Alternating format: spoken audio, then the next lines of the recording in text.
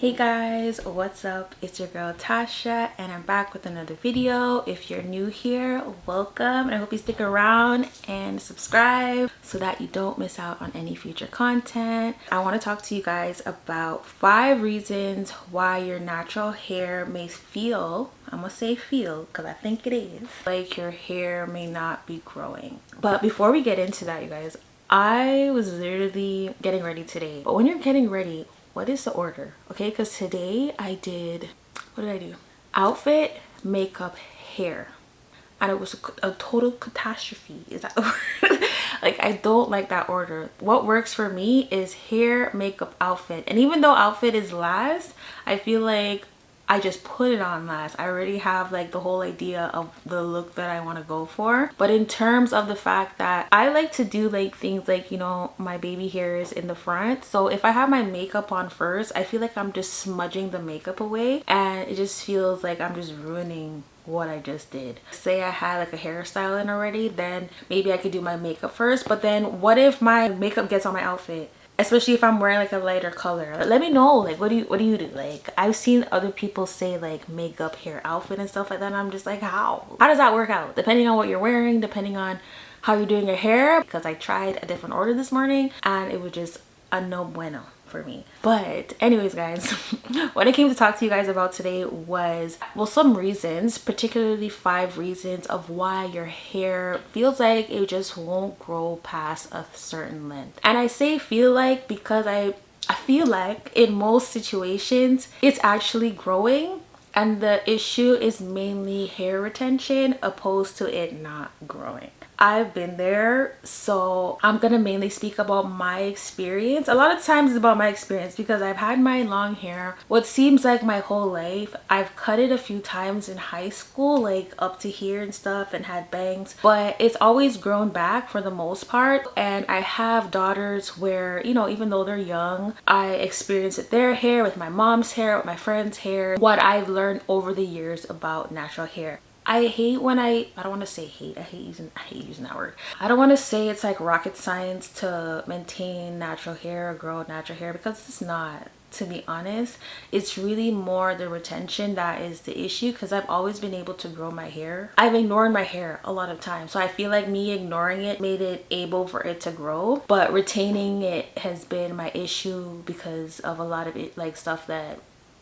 just happened to it along the way. So the first thing I want to talk about is breakage. One of the reasons why it feels like your hair doesn't grow, because by the time it grows, a lot of it is breaking, and normally it's breaking because of the lack of moisture. And if it's one thing I could tell you for real, like with my hair, I've lacked moisture a lot, so I've had a lot of breakage from that, as well as other things. But okay, so growing up, right, my mom would put a lot of like hair grease and like hair food and stuff like that in my hair, but I just didn't like it after a while. I just felt like it made my eczema act up a lot. And I know a lot of people say like, oh, use blue magic, go back to the natural things, but me personally, I never liked that stuff because she would put too much. Yes, it kept my scalp healthy and stuff, but it was contributing to another problem. But it was important for me to moisture my hair. So because I wasn't using like the hair food and the blue magic and all of that anymore, my hair was lacking a lot of moisture. And even my mom would tell me like, start using back the hair food and all of that to moisturize your hair, but I wouldn't really listen because I had a lot of dryness and dandruff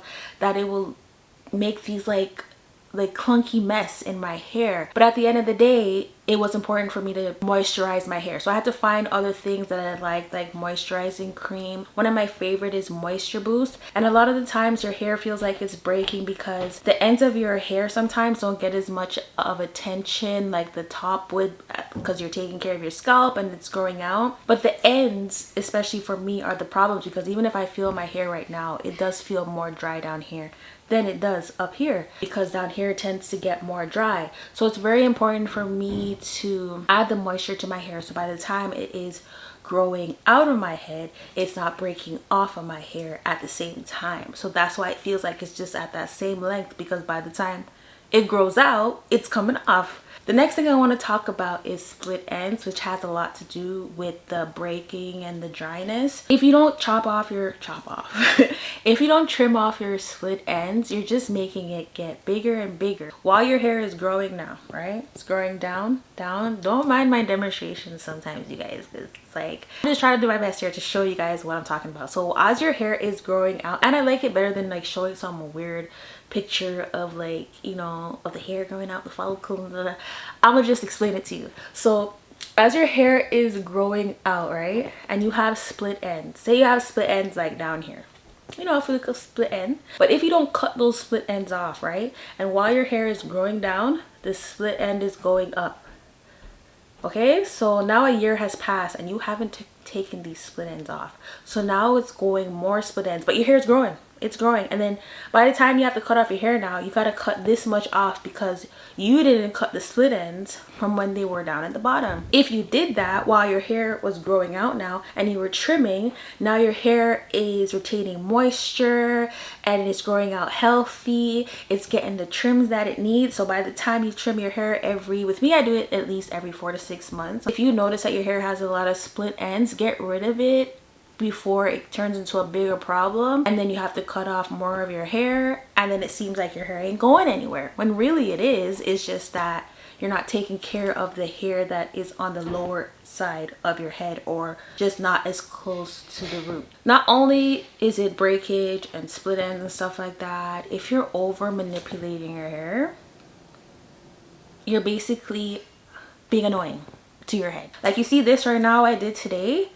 I don't do this often. I don't be putting up my hair and putting it in ponytails and hairnos every week and just doing all these tight styles and brushing my hair with anger. Like, you want to do less manipulative things to your hair, because first of all, if it's dry and you're there doing it in styles that are just rough and tight, it's gonna create more breakage, it's gonna create more split ends because you're not treating it with some TLC. Also, when it comes to like manipulation, you want to use things like a wide tooth comb. I would never dare use one of those thin bristle combs like the rat tail comb and comb on my head. Then I'm gonna rip everything out. But if I use like a wide tooth comb or a detangle brush when I'm putting it up in a style, it's less manipulative to my hair and it doesn't rip it out so aggressively. The smaller the teeth in the comb and the more coarser your hair is, it will rip it out if you use like the wrong tools. Using the right tools on your hair, like the wide tooth comb and the detangle brush, and just the things that don't rough up and tangle up your hair and manipulate it so much, is just a big difference when it comes to your hair growth. For me, what I realized what works best if I want to detangle my hair is I would usually detangle it in the shower with a conditioner in it. If I have to wash my hair, the first thing I'm gonna do is wash my hair and then I'll get on with my shower, just in case I need to put a conditioner in there. And while the conditioner is in my head, I usually use a detangle brush and I'll part it in mainly like 2 sections most of the time. If I'm in a better mood and I got time, then I'll part it in like 4 sections, but mainly in 2. And I will start from the bottom and I will brush it out while the conditioner is in there. It's best when I do that because it's way easier for me to detangle, and I also lose less hair when I detangle that way. And when I do brush it out and I have the conditioner in there, then I would do the remainder of my shower. I'll have it up in a bun and then I'll wash the conditioner out, just so that it has time to penetrate through my hair. And then when I come out and I still have to run the brush through my hair, it's so much easier because I already detangle it in the shower and I'm not brushing it out while it's dry. Another reason why your hair may feel like it ain't growing is because you ain't treating your scalp right. This is a big one. And for me, I feel like it's not just scalp. The reason why I had a lot of scalp issues in my hair was because I didn't have a good skincare routine for my face. When you have a good face routine and you have a good hair washing routine with your shampoo and your conditioners, and you just find the right products to maintain that balance, your scalp may be better. Okay, I feel like I want that to make sense. When I had a good skincare routine and I wasn't suffering from the effects of not washing my face properly or knowing how to wash my face properly, I was able to now understand my scalp better, because I'm here thinking it's a skin problem, I'm here thinking it's a scalp problem, when it's like they both intertwine with each other. What I'm trying to say is, when I was able to find out what was going on with my skin, because what was on my skin was sometimes in my hair, and I was getting medication from the doctor to treat my skin instead of having a proper skin routine, the right moisturizers, the right cleansers. I was just temporarily getting rid of, I want to say, gunk or whatever was in the creases of my face, like the bad eczema, and not really treating my skin and my scalp. Sometimes if you realize like you're having a lot of issues with your skin, it just doesn't feel cleansed properly, and then you also have that issue with your scalp, start with one. With me, I started with my face and then I worked to my scalp. Like, I hope this makes sense, you guys. Like, I was having a lot of issues when it came to my skin as well as my scalp, mainly around the borderline of my hairline. And to be honest, I do have it sometimes because for some reason I always have issues around my scalp line. That's why I use a lot of castor oil on my scalp at night. And I noticed when I would use the castor oil around the edge of my hair that it really helped with the hair growth even around here. I didn't even have all of these baby hairs, or if you want to call it that, in the front of my hair like a while ago, because my scalp around the hairline was just annoying. Making sure that you thoroughly cleanse your scalp out. You don't want to just shampoo your hair once in the shower. With me, I at least shampoo the minimum 2 times. If I feel like my hair is just extra dirty and I need to really get some stuff out, I will wash it 3 times, and I will condition it most likely once if I put a lot of conditioner in there and then I'm brushing it through. But then I'll also put like a little bit more just to like seal it, you know, after I brush it, because I feel like sometimes when I brush it and it just needs a little bit more, and then I'll put it up in a bun. Sometimes when you wash it the first time, it doesn't sud up as much and you're not really getting to your scalp. And I'm the type of person, I don't like to use those tools, like, you know, those things that you buy from the hair store and you put the shampoo in and then you start using it. I've tried it, it's just not for me. If it's for you and it works, good, but I like to use my fingers, like the palms, not my nails or anything, but I like to use like these parts of my fingers, and I like to get in there like at the hair salon, you know. And I feel like it works better because I literally start from the back and then I go around the sides and then I get in there. I don't know, sometimes people like the tools better, but I just use my hands. And the type of shampoo that you use, when I tell you I've changed the shampoo that I've used and it's made things much better. Then you also want to moisturize your scalp, so you want to probably use like a little bit of oils on it, not too much. I don't recommend like drenching your scalp with a lot of oil. It can produce too much buildup. So just lightly greasing your scalp is better than putting on so much grease on your scalp, at least for me. The final reason why your hair may seem like it just isn't prospering in general is using certain hair treatments like texturizers and perms. If it's one thing your girl is never done, is put a perm in her hair, any type of texturizer, any of that stuff, okay? And you guys must know what I'm talking about. If you ever see me doing something like that, just know I'm probably losing my screws and I'm not okay. I don't like how that stuff feels at all. If I had $1 for the amount of times people told me, I used to have long hair like yours until my mom added a perm to it. I used to have long hair like yours until I decided to put some texturizer in it. I promise you, I would be able to close on a house tomorrow. I would be driving a Lamborghini.